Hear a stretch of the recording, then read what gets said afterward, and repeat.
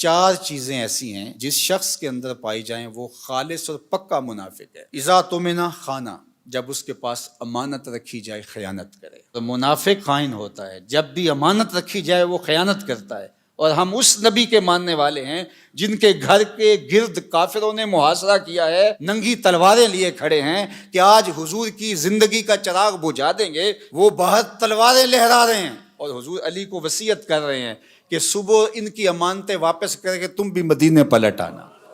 ہم اس نبی کے ماننے والے ہیں، تو کس طرح ہم امانت میں خیانت کر سکتے ہیں؟ اس شخص کا دین ہی نہیں ہے جس کے پاس امانت نہیں ہے۔ اور امانت صرف مال کی نہیں ہے، المجالس بالامانہ۔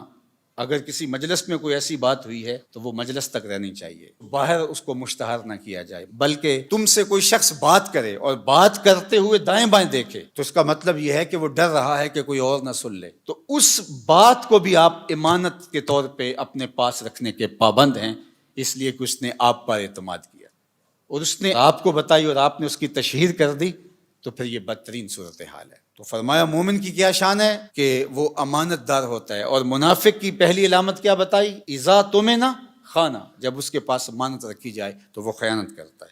واذا حدث کذب، اور جب وہ بولتا ہے جھوٹ ہی بولتا ہے۔ مومن کا جھوٹ سے تعلق کیا؟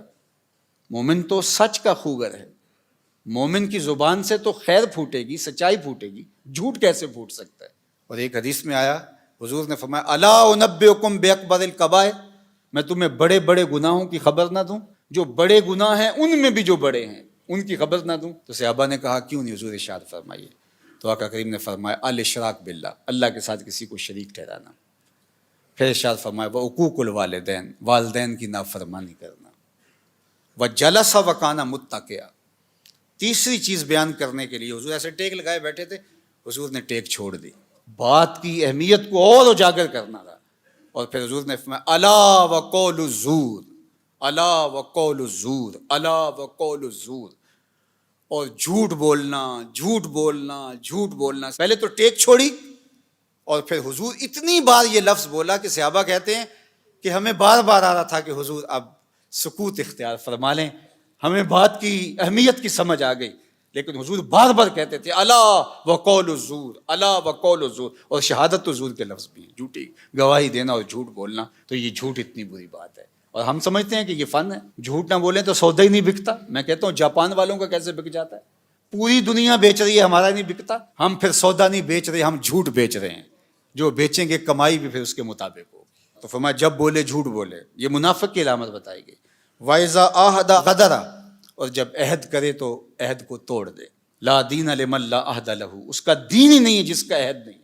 ہمارے ایک ذمہ دار شخص نے یہ بات میڈیا کے سامنے کہی تھی کہ جو عہد ہے، وعدہ ہے، وہ کوئی قرآن و حدیث ہے؟ ہاں قرآن و حدیث ہے۔